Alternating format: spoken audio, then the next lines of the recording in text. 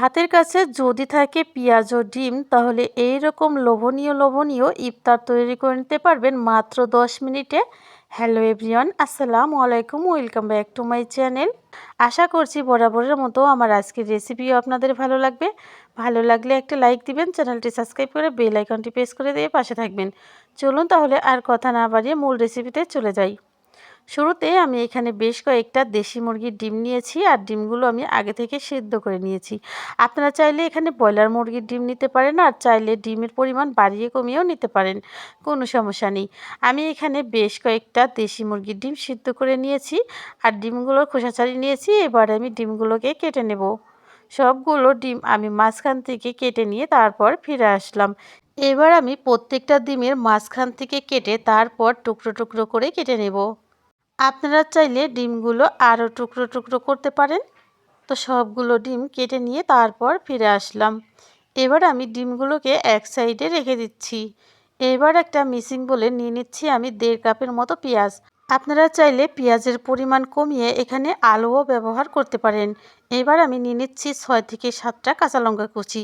ঝালটা আপনারা যা যা স্বাদ মতো ব্যবহার করবেন। নিয়ে নিচ্ছি 1 চা চামচ লবণ। লবণটা দিয়ে আমি খুব ভালো করে হাত দিয়ে একবার মেখে নেব। এতে করে পেঁয়াজটা কিন্তু খুবই নরম ও সফট হয়ে যাবে, ও এক্সট্রা একটু পানি বের হবে পেঁয়াজ থেকে। এবার আমি কিছু শুকনো মশলা অ্যাড করে দিচ্ছি। দিয়ে দিচ্ছি 1/2 চা চামচ লঙ্কা গুঁড়া, 1/2 চা চামচ ধনিয়া গুঁড়া, 1/4 চা চামচ হলুদ গুঁড়া, সেই সাথে নিয়ে নিচ্ছি আমি 1 প্যাকেট ম্যাজিক মশলা। আপনারা চাইলে এখানে চাট মশলাও ব্যবহার করতে পারেন। সাথে দিয়ে দিচ্ছি 1 চা চামচ আদা রসুন বাটা। এবার আমি নিয়ে নিচ্ছি 1 কাপ বেসন। অর্ধেকটা বেসন দিয়ে এবার আমি সমস্ত উপকরণ মিশিয়ে নেব। আমি এখানে ঘরে তৈরি বেসন ব্যবহার করেছি। এর মধ্যে কিন্তু অলরেডি চাউলের গুঁড়া ব্যবহার করা হয়েছে। আপনারা যদি বাজার থেকে আনা বেসন ব্যবহার করেন তাহলে কিন্তু এখানে এক্সট্রা একটু চাউলের গুঁড়া ব্যবহার করবেন। আমি নিয়ে নিচ্ছি 1/2 কাপ পানি। অল্প করে পানি দিয়ে দিয়ে খুব ভালো করে আমি একটা নরম ও সফট একটা ডো তৈরি করে নেব। তো বন্ধুরা, দেখেই বুঝতে পারছেন ডোটা ঠিক আমি কেমন তৈরি করেছি, ঠিক এমনই তৈরি করতে হবে। এবার আমি নিয়ে নিচ্ছি টুকরো করে কেটে রাখা ডিমগুলো। সমস্ত ডিম এবার আমি খুব ভালো করে হাত দিয়ে মেখে নেব। আপনারা চাইলে কুসুমটা আলাদা করে রেখে দিতে পারেন, আবার চাইলে মিশিয়ে দিতে পারেন, তবে আমি সম্পূর্ণটাই মিক্স করে নিচ্ছি। মিশানো হয়ে গেলে এবার আমি দিয়ে দিচ্ছি 1 মুঠো ধনিয়া পাতা। অবশ্যই ধনিয়া পাতা এখানে অ্যাড করতে হবে। ধনিয়া পাতা অ্যাড করার কারণে নাস্তার টেস্ট কিন্তু দ্বিগুণ বেড়ে যাবে। ধনিয়া পাতাটা দিয়ে জাস্ট একবার খুব ভালো করে শুধুমাত্র মিশিয়ে নিতে হবে, কোনো রকম ঘষাঘষি করার দরকার নেই। তো বন্ধুরা, দেখেই বুঝতে পারছেন আমাদের ডোটা কিন্তু অলরেডি তৈরি করা হয়ে গেছে। এখানে কিন্তু বাড়তি আর কোনো উপকরণের প্রয়োজন পড়বে না। শুধুমাত্র একটু করে ডো হাতে নিয়ে নিয়ে গোল গোল ডিমের মতো করে শেপ দিয়ে নেব। আপনারা চাইলে আপনাদের পছন্দসই যে কোনো শেপ দিতে পারেন। যেহেতু এইটা ডিমের ইফতার, সেজন্য আমি ডিমের শেপ দিয়ে নিচ্ছি। এক এক করে সেম প্রসেসে আমি সবগুলো ইফতার শেপ দিয়ে নেব। দেখেই বুঝতে পারছেন সবগুলো কিন্তু আমার তৈরি করা হয়ে গেছে। এবার আমি চুলায় একটা কড়া বসিয়ে দিচ্ছি। কড়ার মধ্যে পরিমাণ মতো তেল দিয়ে দিচ্ছি। তেলটা মাঝারি গরম হয়ে আসলে এবার আমি এক এক করে ডোগুলোকে দিয়ে দেব। তেলের তাপমাত্রা অবশ্যই কম রাখতে হবে, খুব বেশি বাড়িয়ে দিলে হবে না, মিডিয়াম টু লো হিটে রাখতে হবে। প্রথম অবস্থায় হাই হিটে গরম করে নিয়ে তারপর মিডিয়াম করে দিতে হবে। মিডিয়াম আছে 1 মিনিটের মতো কুক করে নেওয়ার পর এরপর একটা একটা করে উল্টে দিতে হবে। দেখেই বুঝতে পারছেন আমি কিভাবে উল্টে দিচ্ছি। এই নাস্তাগুলো কিন্তু কোনোভাবে ভেঙে যাওয়ার সম্ভাবনা নেই, সেই জন্য সাবধানতা অবলম্বন করার কোনো দরকার নেই। একটা একটা করে সবগুলো উল্টে দিয়েছি। এবার আমি আরও 1 মিনিট ভেজে নিয়ে তারপর একটা চিপকির সাহায্যে ঠিক এইভাবে উল্টে পাল্টে দিচ্ছি। 1 মিনিট পর পর এইভাবে উল্টে পাল্টে গোল্ডেন ব্রাউন কালার করে ফ্রাই করে নিতে হবে। দেখেই বুঝতে পারছেন নাস্তাগুলো দেখতে কতটা লোভনীয় লাগছে। এইভাবেই উল্টে পাল্টে আমি ভেজে নিয়ে তারপর ফিরে আসলাম। নাস্তাগুলো ভেজে নেওয়া হয়ে গেছে। এবার আমি একটা তেল ছাঁকনি নিয়ে নিচ্ছি।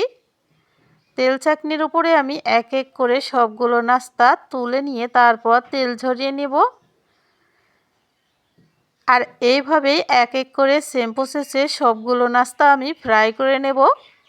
তো বন্ধুরা, আপনারা চাইলে কিন্তু এই টিফিনগুলো দীর্ঘদিন ফ্রোজেন করে রাখতে পারেন। ইফতারের আগে বের করে তারপর তেলে ভেজে নেবেন। এবার আমি নাস্তাগুলো আপনাদেরকে দেখাচ্ছি কতটা মশমশা হয়েছে। আওয়াজ শুনেই বুঝতে পারছেন। নাস্তাগুলো দেখতে যেমন লোভনীয়, খেতেও কিন্তু খুবই সুস্বাদু হয়। একবার হলেও রেসিপিটি তৈরি করে কমেন্ট করে জানাতে ভুলবেন না। এবার আমি একটা নাস্তা আপনাদের ভেঙে দেখাচ্ছি। ভিতরটা দেখেই বুঝতে পারছেন কতটা লোভনীয় হয়েছে দেখতে।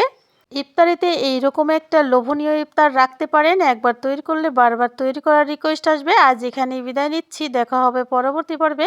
সেই পর্যন্ত সকলেই ভালো থাকবেন, আমার জন্য দোয়া করবেন। যদি বাড়িতে থাকে মাত্র এক টুকরো মাংস ও সবজি, তাহলে তৈরি করে নিতে পারবেন এইরকম লোভনীয় ও ডেলিশিয়াস ইফতার রেসিপি। চলুন তাহলে মূল রেসিপিতে চলে যাই। আমি এখানে এক টুকরো ব্রয়লার মুরগির মাংস নিয়েছি। ব্রয়লার মুরগির যে বুকের মাংসটা হয়, সেই মাংসটা কিন্তু আমি এখানে নিয়েছি।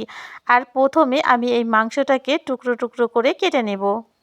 চলুন তাহলে দেখে নিন আমি কিভাবে কেটে নিচ্ছি।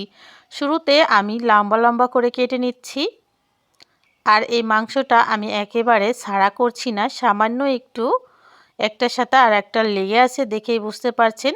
এতে করে পরবর্তী আমাদের কাটতে সুবিধা হবে।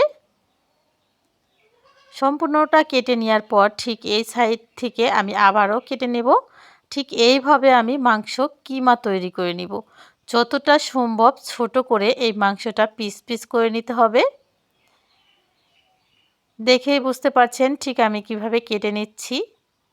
ঠিক সেম প্রসেসে কেটে নিতে হবে। আপনারা চাইলে মাংসটা টুকরো করে ব্লেন্ডার জাগে দিয়ে কিমা বানিয়ে নিতে পারেন। তবে মাংসটা একটু টুকরো টুকরো থাকলেই খেতে বেশি ভালো লাগে। এবার আমি একটা মিক্সিং বোল নিয়ে নিচ্ছি। আর এই বোলের মধ্যে আমি মাংসর কিমাটা দিয়ে দিচ্ছি। আমাদের এক টুকরো মাংসে এখানে 1 কাপ মাংসের কিমা হয়েছে। এবার আমি পরবর্তী সবজিগুলো অ্যাড করে দেব। দিয়ে দিচ্ছি 1 কাপ বাঁধাকপি কুচি, সাথে নিয়ে নিচ্ছি গ্রেট করা গাজর কুচি। তো আমি গাজরটা এখানে গ্রেটারের চিকন সাইড দিয়ে গ্রেট করে নিয়েছি। দিয়ে দিচ্ছি 1 কাপ গ্রেট করা আলু।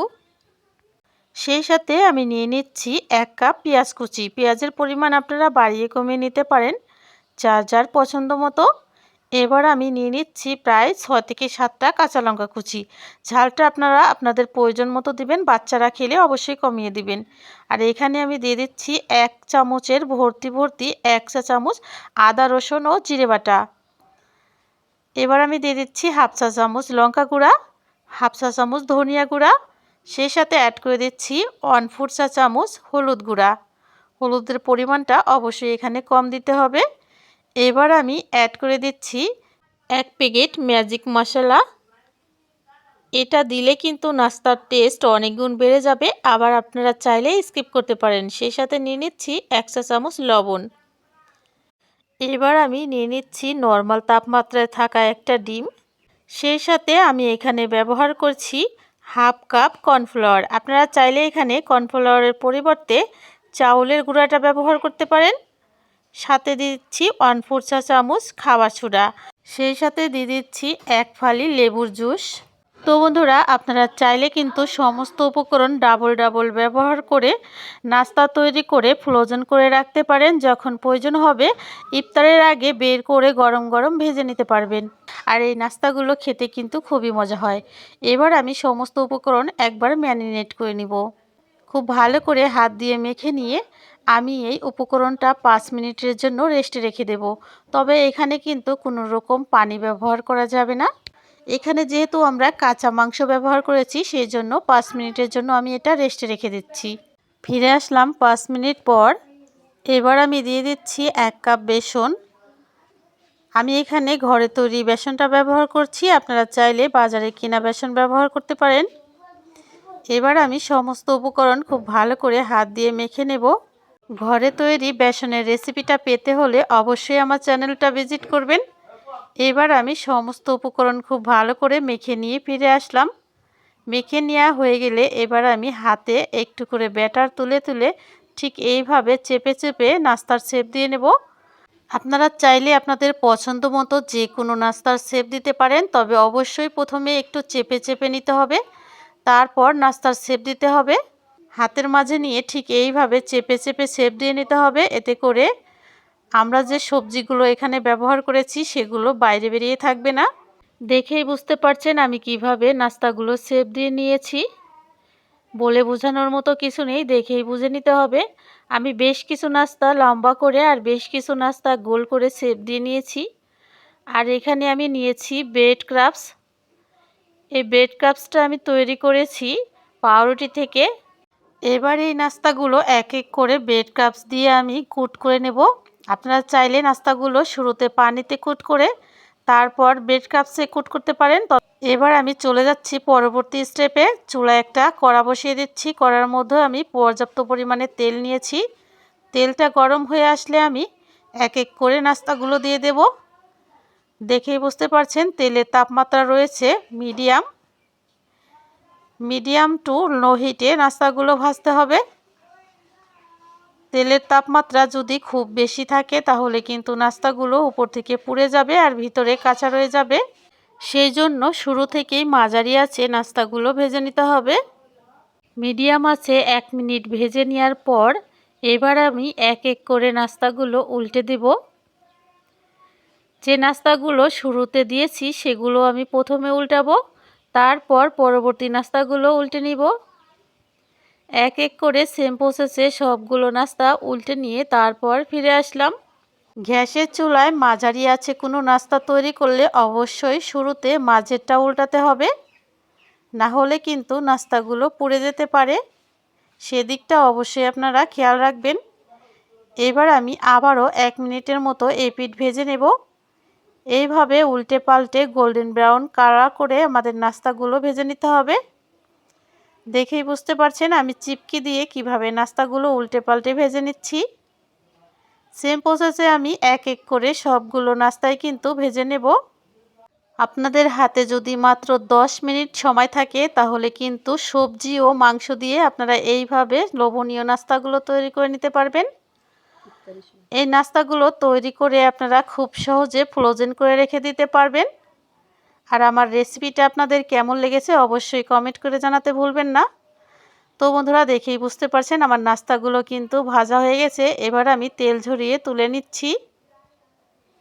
এক এক করে সেম প্রসেসে কিন্তু আমি সবগুলো নাস্তা ভেজে নেব। বাদবাকি নাস্তাগুলো কিন্তু আমি সেম প্রসেসেই ভেজে নিয়েছি। সবগুলো নাস্তা তুলে নিয়ে তারপর ফিরে আসলাম। এবার আমি নাস্তাগুলো পরিবেশন করে দেখাচ্ছি। দেখেই বুঝতে পারছেন নাস্তাগুলো দেখতে কতটা লোভনীয় হয়েছে আর খেতেও কিন্তু খুবই মাশাআল্লাহ হয়েছিল।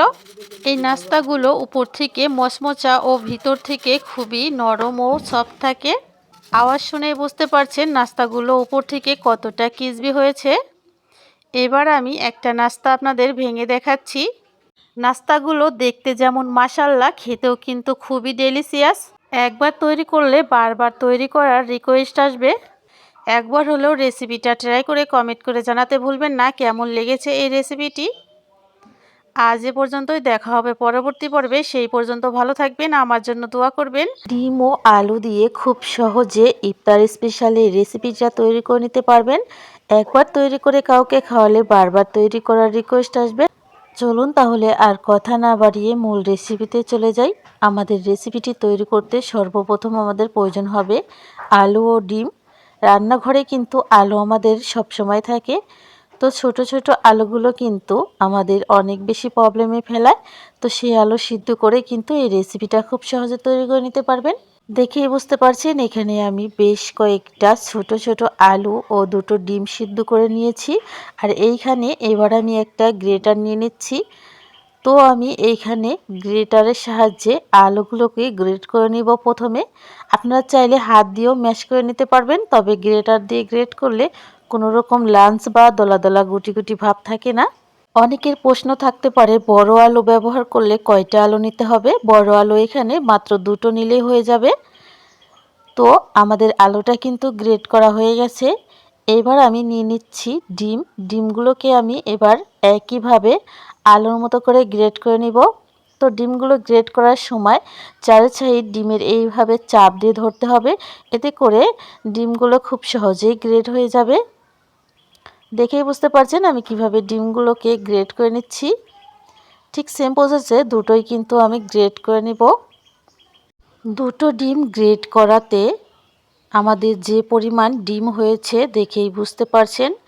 এবার ডিমটা আমি মিক্সিং বলে নামিয়ে নিচ্ছি, সেই সাথে আলুটা আমি চার সাইডে ছড়িয়ে দিচ্ছি। এবার আমি বাদবাকি মশলাগুলো নিয়ে নিচ্ছি 1 চা চামচ ভাজা লঙ্কার গুঁড়ো, হাফ চা চামচ গরম মশলার গুঁড়ো, 1 চা চামচ লঙ্কার গুঁড়ো, হাফ চা চামচ ধনিয়ার গুঁড়া, 4 থেকে 5টা কাঁচা লঙ্কা কুচি, ঝাল যার যার স্বাদ মতো ব্যবহার করবেন। দিয়ে দিচ্ছি চপ করে কেটে রাখা হাফ কাপ পেঁয়াজ কুচি, তবে কাবাবে কিন্তু ঝালের পরিমাণটা একটু বেশি লাগে। দিয়ে দিচ্ছি 1 চা চামচ আদা রসুন বাটা ও হাফ কাপ ধনিয়া পাতা। সেই সাথে এবার আমি নিয়ে নিচ্ছি 1 চা চামচ লেবুর জুস, লেবুটা চাইলে স্কিপ করতে পারেন। এবার আমি দিয়ে দিলাম হাফ কাপ পেঁয়াজ বেরেস্তা। কাবাবে কিন্তু পেঁয়াজের বেরেস্তা ও কাঁচা পেঁয়াজ দুটোই লাগে।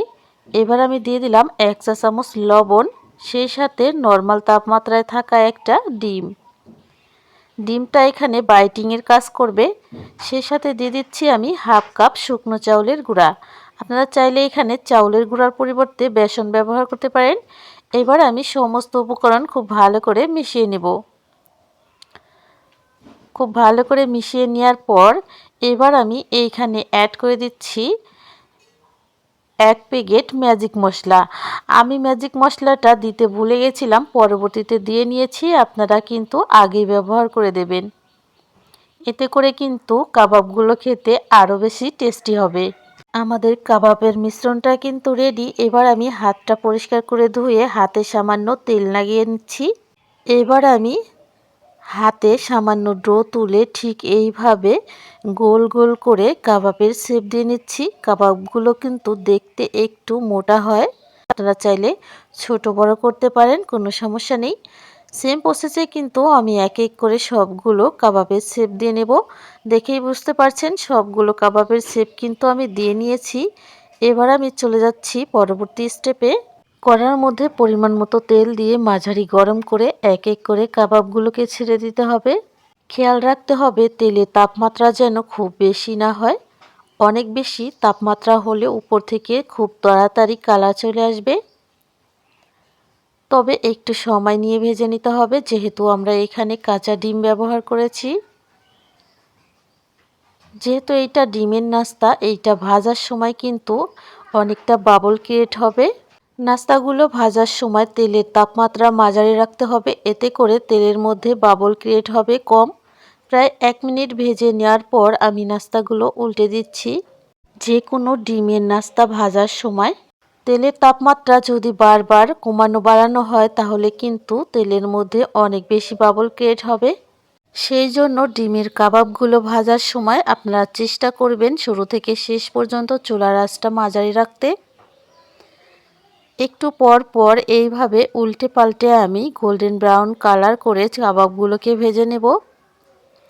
আমি একটা চিপকির সাহায্যে উল্টে পাল্টে নিচ্ছি। যেহেতু কাবাবগুলো ভাজার সময় তেলের মধ্যে বাবল ক্রিয়েট হচ্ছে, চিপকি দিয়ে এইভাবে তুলে তুলে দেখে নিতে হবে কাবাবগুলো ভাজা হয়েছে কিনা। দেখতে দেখতে কিন্তু আমার কাবাবগুলো ভাজা হয়ে গেছে। দেখেই বুঝতে পারছেন কতটা লোভনীয় হয়েছে দেখতে। এক এক করে তেল ছাঁকনিতে আমি সবগুলো কাবাব তুলে নিচ্ছি। আর সেম প্রসেসে এক এক করে সবগুলো কাবাব আমি ভেজে নেব।